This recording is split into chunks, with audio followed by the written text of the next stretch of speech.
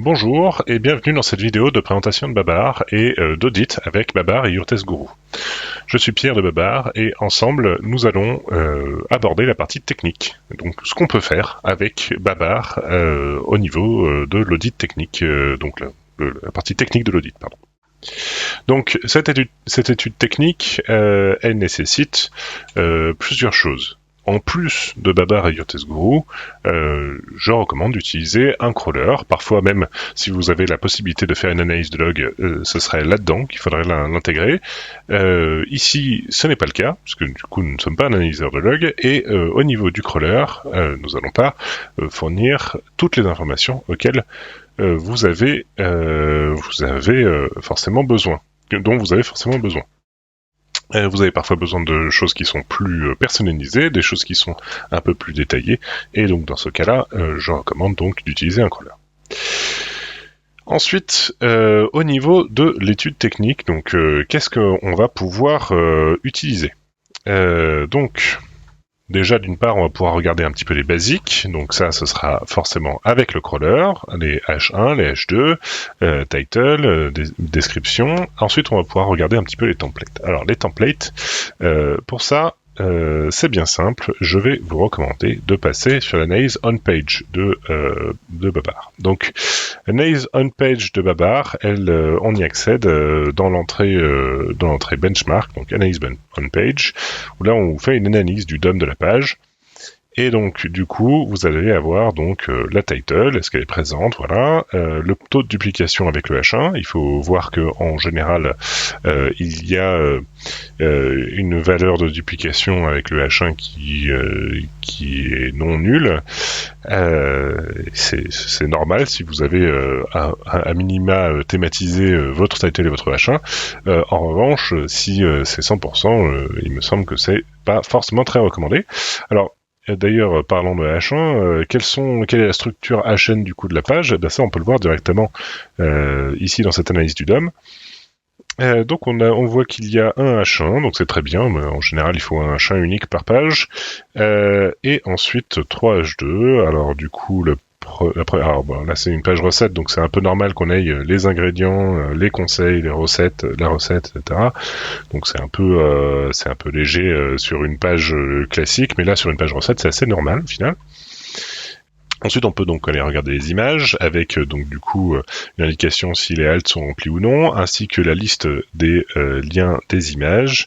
Et si on va regarder ici, on peut voir donc les halts remplis ici. Donc, est-ce que toutes mes images ont des halts et que ces halts sont remplis? La réponse est oui. Et est-ce que c'est optimisé? C'est à vous de voir si vous considérez que c'est optimisé ou pas. En l'occurrence, je trouve que c'est quand même, ça se répète un petit peu. Alors après, peut-être que c'est normal si c'est, ouais, voilà, si les images resizées pour répondre du coup aux exigences mobiles. Voilà. Mais sinon, c'est un peu dommage. Bon, je pense que c'est exactement la même image, hein, puisque c'est régulier quand même. Ouais, c'est ça, ça doit être ça. Donc. Ensuite, on peut regarder un petit peu les liens que contient cette page, donc les liens sortants forcément. On voit qu'il y a 61 liens au total, 60 liens en follow, 1 en nofollow. Pourquoi 1 en nofollow? La question est là, donc on va pouvoir voir lequel c'est, tac, et il se trouve ici, voilà. Un lien en nofollow vers le login. Bon, bah au final c'est assez logique. Pas de sponsor, pas du GC, 51 liens internes, 10 liens externes. C'est à vous de voir du coup si vous préférez qu'il y ait plus de liens externes ou moins de liens internes ou vice versa. Ça sera vraiment en fonction de vous. Métadescription, la métadescription et le métarobot, ok, c'est très bien. On voit que la longueur au niveau de la métadescription c'est parfait. Au niveau du métarobot, follow index, ok. Pour le reste, c'est bon. et ensuite on a une canonical, c'est bien, et elle est identique à l'URL, donc c'est que l'URL est bonne. Ensuite, on peut aller regarder un petit peu le contenu. Alors, c'est très très précis ce pourcentage de texte, mais voilà. Ça, c'est le pourcentage de texte par rapport du coup au poids total de la page en HTML. Et le pourcentage de texte pertinent, c'est donc ce qu'on extrait. Tac, tac, tac, recette pour 4 personnes, ok, conseil. Pour les abonnés Git, ok. Bon, bah voilà, bah on récupère l'intégralité du texte pertinent. Ça me paraît logique d'avoir ce texte-là pour cette page-là. Donc voilà. Du coup, vous pouvez récupérer tout ça et vous l'affichez du coup dans votre audit. Donc, dans l'ensemble, ça donne à peu près des choses dans ce style-là. Il faut pas oublier de se dire que si vous analysez les templates, vous analysez du coup page par page. Enfin, vous analysez un type de page par un type de page. C'est assez fréquent d'utiliser un template pour identifier du coup les choses à améliorer, mais au global, du coup, dans votre audit, vous devez fournir l'intégralité de l'information.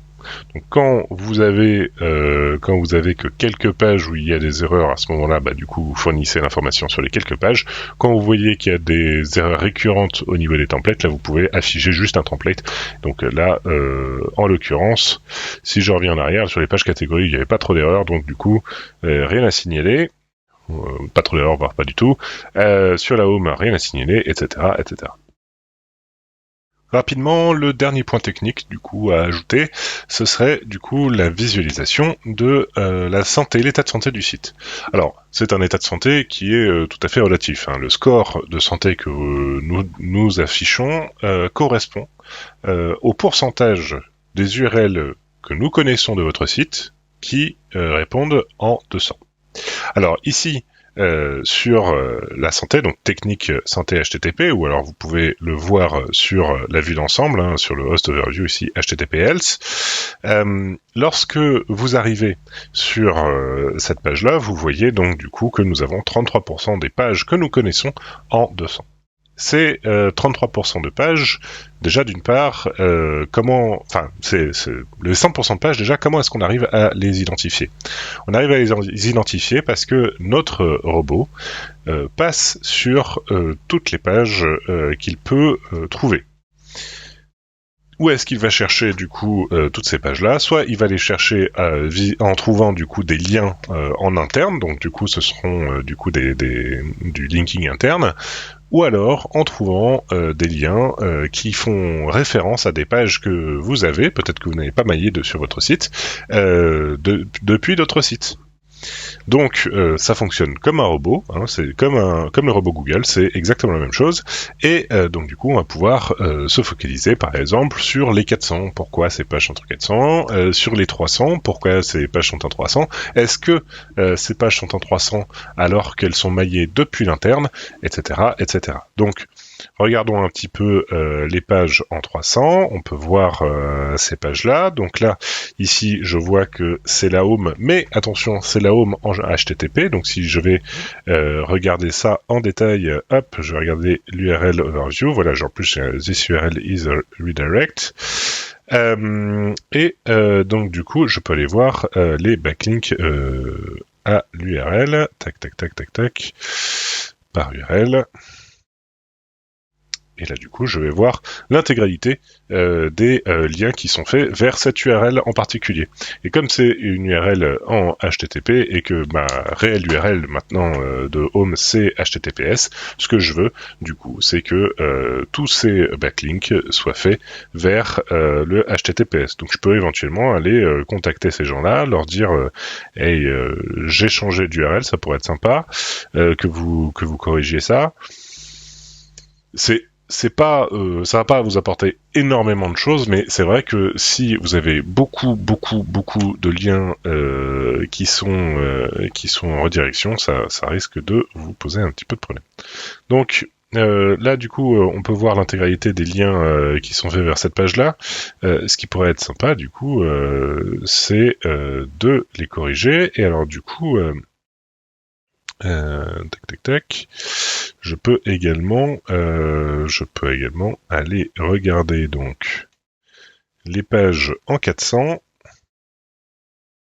Voilà. Et là, du coup, je peux me dire, voilà, toutes ces pages-là, qui catégoriques, donc là, c'est de la pagination en 400, peut-être que je peux faire une redirection vers la première page, etc., etc., pancake, alors voilà. Je peux essayer d'aller récupérer cette URL-là, et voir s'il y a des backlinks. Alors là, je vois qu'il n'y a pas de backlink, donc ça veut dire que cette page est connue d'une certaine façon, d'une autre façon, donc c'est que là, potentiellement, notre outil a conservé en mémoire des pages qui existaient, un petit peu à la façon de Google, hein, qui conserve toujours en mémoire, même si vous avez mis une 410 hein, qui indique que la page n'existe plus, elle est partie définitivement. Google conserve toujours un petit peu ces pages-là en mémoire et va toujours un petit peu les pinguer une fois de temps en temps. Alors nous on évite d'aller trop les pinguer, mais c'est vrai que à partir d'un certain temps où ces 410 sont vraiment partis, ou alors ces 404 sont vraiment partis, on réduit un petit peu la fréquence de crawl. Voilà. Donc forcément au niveau technique on pourrait faire plus de choses, mais je n'ai ni les logs ni du coup l'intégralité de mon crawl, puisque du coup mon objectif c'est de vous présenter surtout donc du coup ce qu'on peut faire avec Babar sur cette partie technique. On va se retrouver du coup maintenant pour la partie sémantique, et cette fois vous allez voir on va beaucoup utiliser Your Text Guru et Babar. À tout de suite.